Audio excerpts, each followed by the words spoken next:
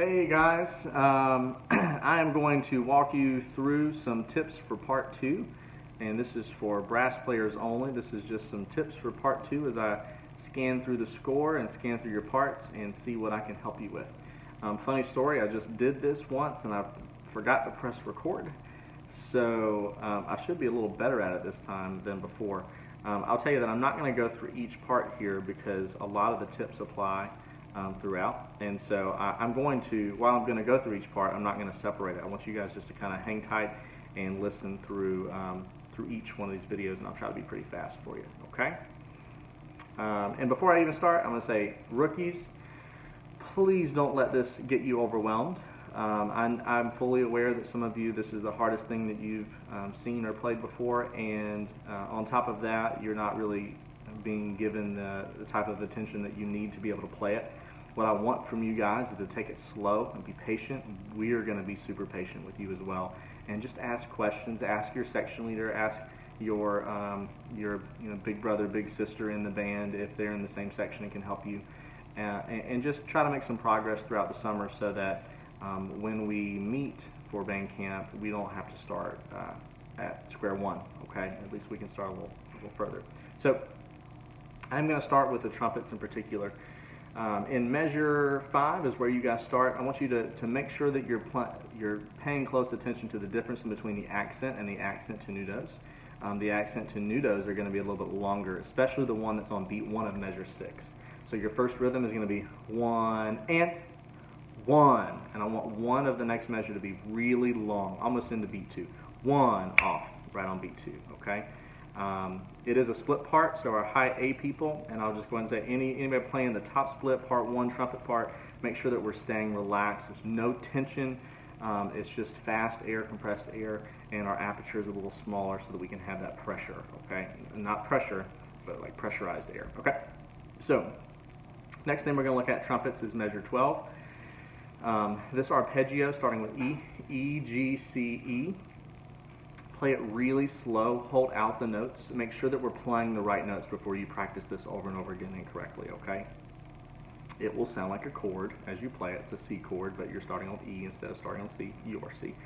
And we just want to make sure that we're hearing each one of those notes correctly, and then go back, observe the rest on beat 1, and light touches. So it's and 2 and 3, and beat 3 is a little bit longer and emphasized because of the accent. We want each staccato to be a little louder. You can see the crescendo underneath, but it's going to happen because you're already going higher in the instrument, so I don't worry about forcing that too much. That's going to happen on its own, okay? That happens again a few measures later.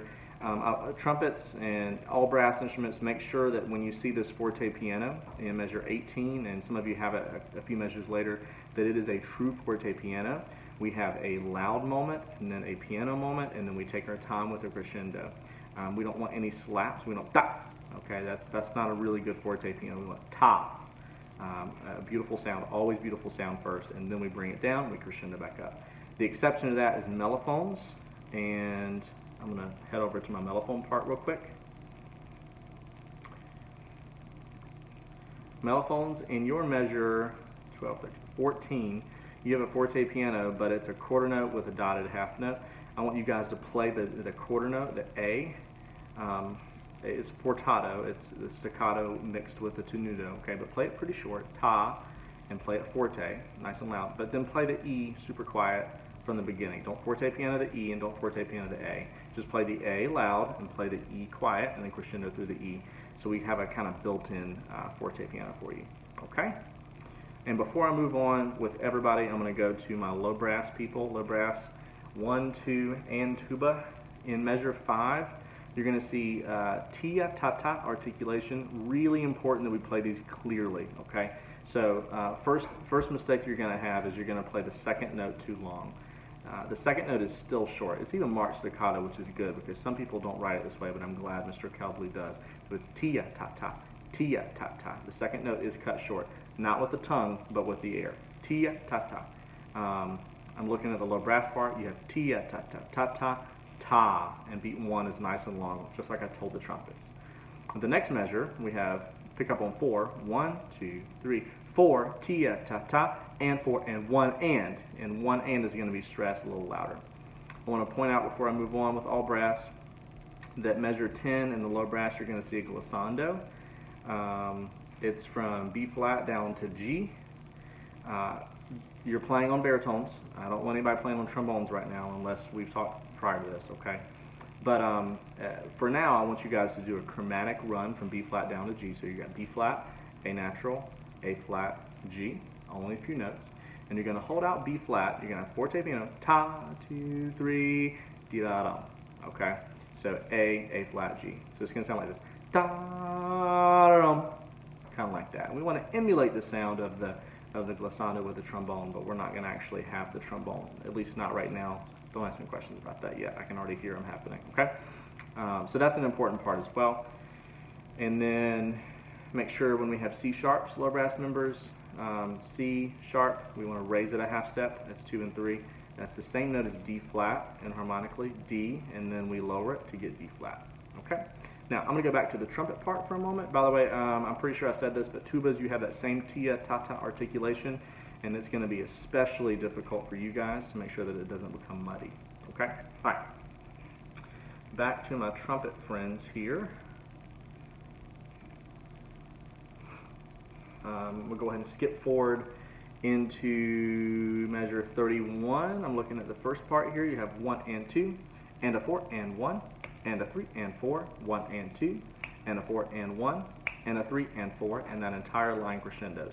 The part 2 trumpet part, I'm not looking at it, but it's almost identical, I think, without the 16th notes. So you guys can listen to that track, listen to the MP3, and hear where your part fits in with the first part, and make sure that it's a nice, smooth crescendo over 4 bars. Don't breathe before measure 35. I'm saying it again. Don't breathe before measure 35. Okay. Measure 35, and this is for pretty much everybody. I think we all have this rhythm or something very close to it. Let me look at the score so I'm not speaking incorrectly here. 35.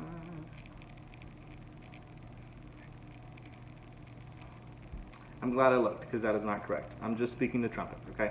We have 1 and 4 and 3 and. So it's the same idea, the same like melodic idea, but it happens in a syncopated way where you start on 1 and then you have a rest, you start on 4, you have a rest on 2, you start on 3. 1 and 1 and 4 and 3 and. So that's a really important idea, and it's not going to be the same in any other parts. So trumpets, that's all you, okay? Here's where we are. 39, this is for every brass member, and woodwinds, though I'm not talking to them, am I? So 39, we all have 1 and. And the key to playing this correctly is to feel the downbeat that you don't play. So you're going to feel 1 and 4, 1 and 4 and if you feel 4, you can even stomp, as long as your parents don't get mad at you. Give a stomp on beat 4, you're going to play the and to 4 correctly, I promise, every time. 1 and. The next one is beat 2. 1 and. And I'm slapping not on where you play, but on what you feel, like what you would stomp in your house. 1 and. And that's going to help you place that correctly. That same idea happens for the next like 8 bars, except in the mellophones, and I'm going to talk mellophones separately in just a moment. Okay? In 53, everybody except for mellophones, you have a half note followed by a quarter rest, followed by a tied quarter note to a quarter note. But it's essentially still 2 beats, so it's like a half note. So you have 1, 2, 1, 2, 1, 2, 1.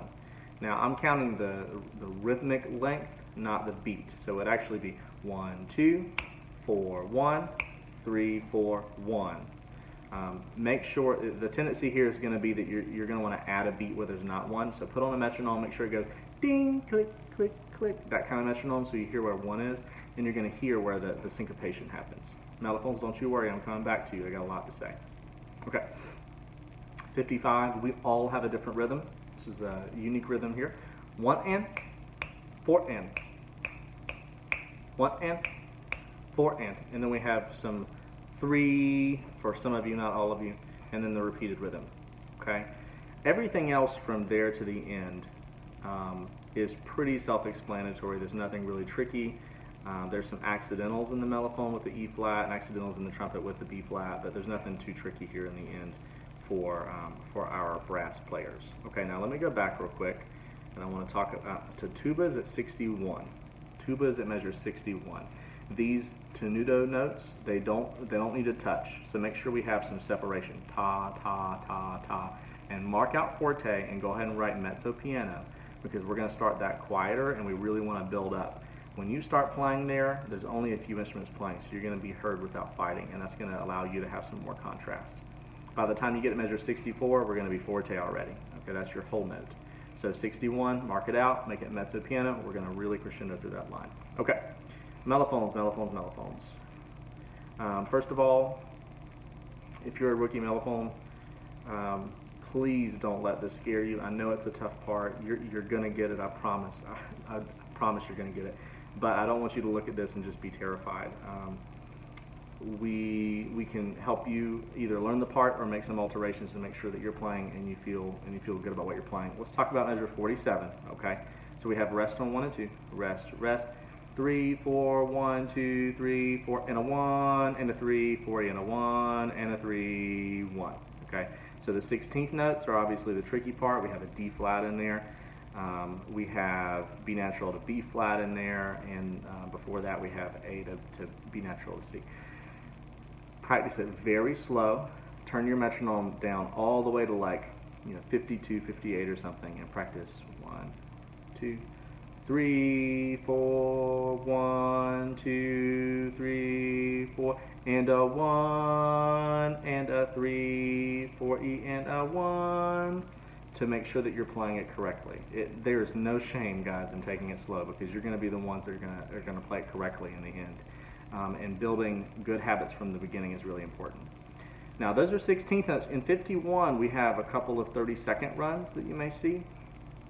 The 30-second note runs in Mr. Kelbley's writing is almost like a rip, a horn rip, but we still want it to be accurate and in time. And this is a really easy one: B flat, C, D, E, F. It's all one open, one open, one open. One open, one open, one. Diddle-diddle-la, diddle-diddle-la. So really easy, but it's not about how fast you can do it. It's about how fast you can do it steadily and even notes. So we don't beep, ba-dee, ba-da, right? That's not even. Diddle-diddle-la, diddle-diddle-la. That's what we want. So you can practice that pretty easily there. If it's too high for you, it's okay to practice it down an octave. Mellophone players, this is for any of you. It's okay to practice it down an octave. However, the fingering get a little trickier when you practice it down an octave. But it might be a good tool for you to hear the right notes first, and then take it up an octave. Even maybe take it to the mouthpiece and buzz it first. Okay.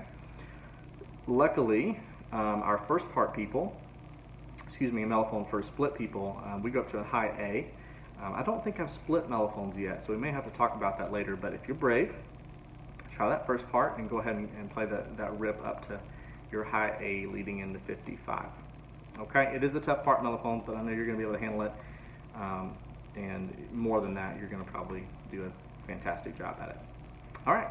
If you're still with me and you watched the whole video, congratulations. I wish I could give you out a prize, because I really appreciate you guys sticking with me and listening to the whole thing. If you need help, please ask. Send me an email, ask a section leader, ask your brass captain, ask your big if they're in your section. Whatever we can do, we're all here to help you guys, especially you rookies who are new to the brass section. We have a lot of high hopes and a lot of high expectations, but that doesn't come without us every step of the way trying to offer as much support as we can to make sure that we're all doing a great job, okay? And that's what we all want. We all want to lift each other up. Don't be in any way frightened by this. It's just a tool for us to get a little jump start on our season. So thank you for staying with me. I hope to see you guys soon, and take care.